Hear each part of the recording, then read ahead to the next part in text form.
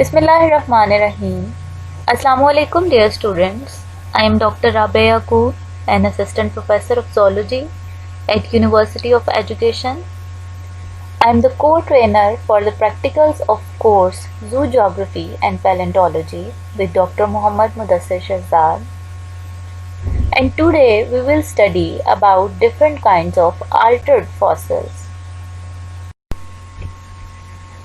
As you all know that paleontology is a branch of science which deals with the study of fossilized remains of organisms like plants, animals and microorganisms. The term fossil can be defined as the remains or relics of any organism that lived prior to the recent time. While defining the term fossil, we emphasize on the words recent time. In geological time scale, the recent period began about 10 to 15,000 years ago, so the term fossil can be implemented to only those remains of organisms which are older than 10 to 15,000 years. You have learned about the process of fossilization and the conditions which are required by an organism to be fossilized in detail. Here we will briefly discuss about different kinds of fossils and the altered type of body parts as a fossil in detail.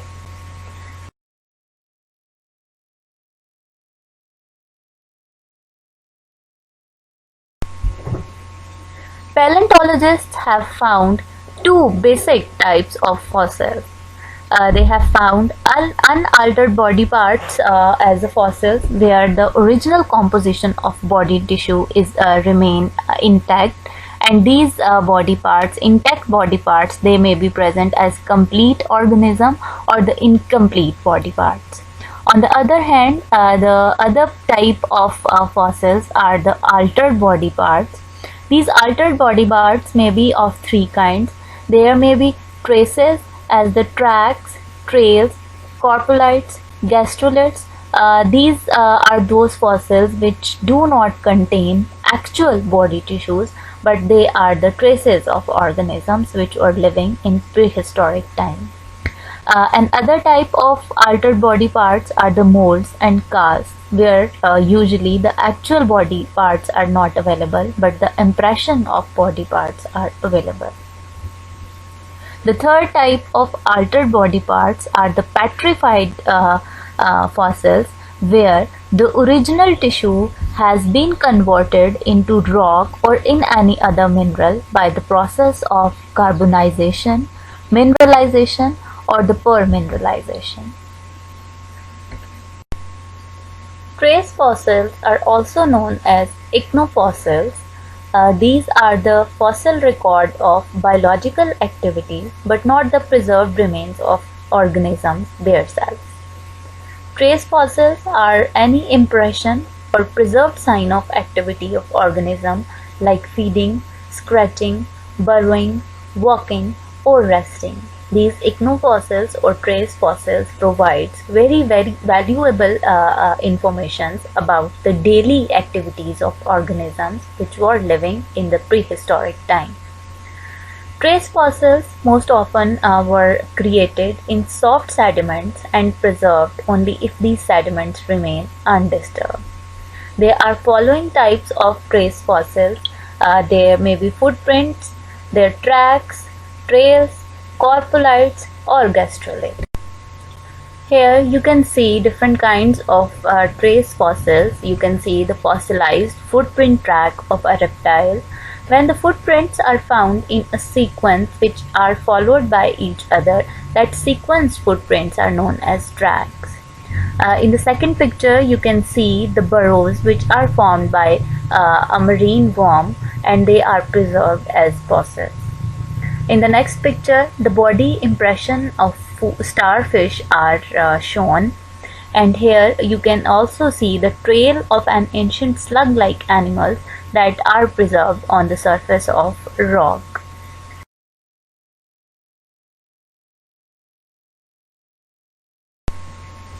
Coprolites are the fossilized fecal material of organisms which were living in prehistoric time, and these fossilized dung or fecal material provide very important information about the feeding behavior and diet preferences of organisms which were present in prehistoric time.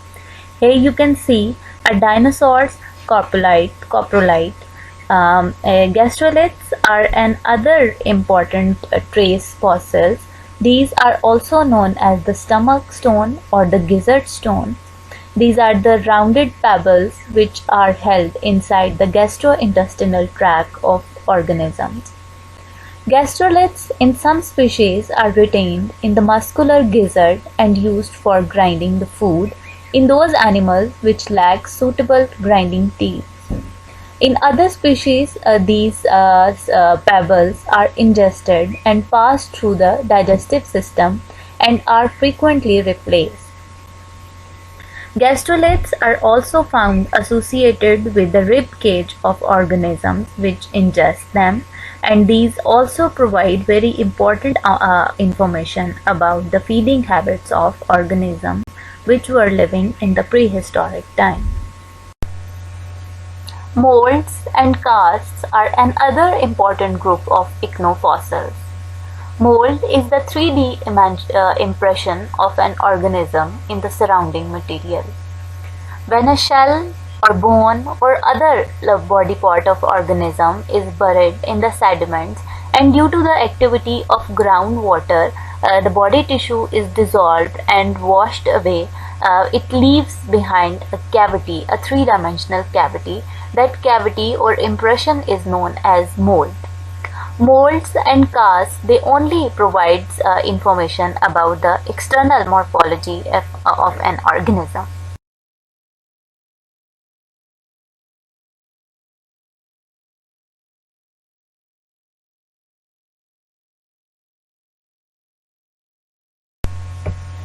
Molds do not contain any organic material because that organic material or tissue is washed away by the water currents.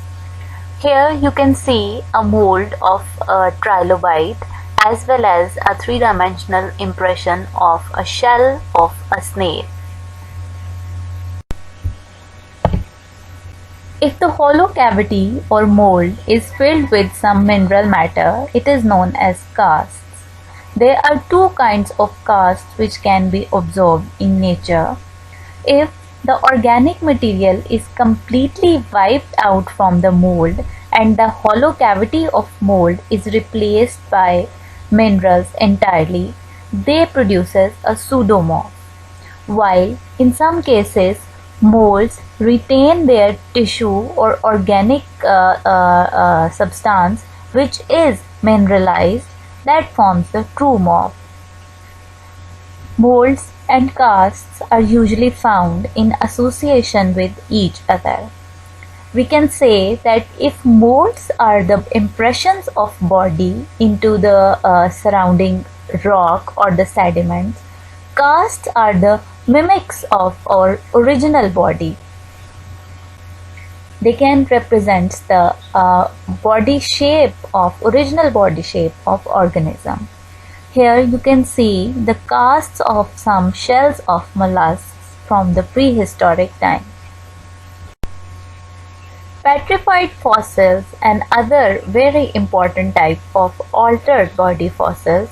These fossils are also known as stone fossils because the composition of original body tissue does not maintain and the original body tissue is replaced by different kinds of minerals. Petrified fossils can be formed by the process of permineralization, carbonization and mineralization, and these fossils are known as permineralized fossils, carbonized fossils, mineralized fossils accordingly. One of the important process which involves in petrification is the permineralization. The fossils created through the process of permineralization, they tend to contain a large amount of original material of the specimen. In this process, the groundwater, which contains dissolved minerals like quartz, calcite, pyrite, apatite, and other minerals, it fills the pores or spaces and cavities which are present between the tissues of organisms, particularly bones, shells, or the woods. These pores of organism tissue are filled when these minerals precipitated out of the water into these spaces. Here you can see a petrified tree log where the deposition of minerals occurred. These permineralized or petrified fossils are more compact as compared to the original tissue. On the other hand, you can see a petrified dragonfly which turned into the stone due to the process of permineralization.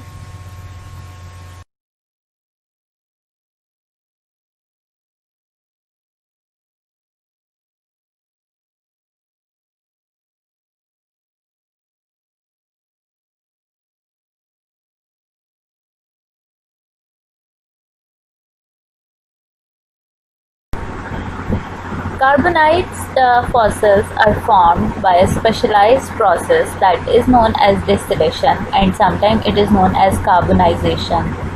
Is a process that preserves fossils of soft-bodied animals and leaves and stems of plants. This process of carbonization chemically alters the proteins and cellulose tissue through degradation by bacteria, by chemical action, and by pressure and heat until only thin carbon films remain. Other organic materials like nitrogen, sulfur, oxygen, they are dissipated as gases like carbon dioxide, methane, hydrogen sulfide, and water vapor. Here you can see a thin carbonized fossil of a bee and a carbonized fossil of a plant and a carbonized thin film of a fish.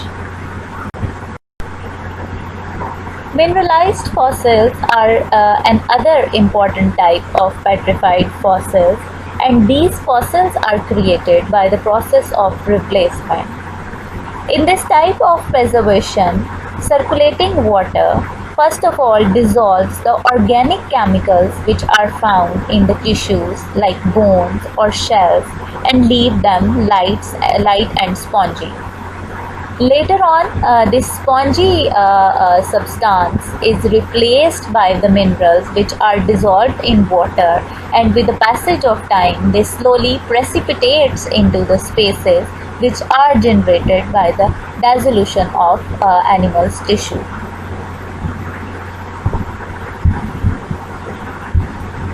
There is a slight difference between mineralized fossils and the permineralized fossils. The difference is that in permineralized fossils, they contain both organic material or the original tissue as well as the replaced minerals. While in the mineralized fossils, whole of the tissue is replaced by the inorganic minerals.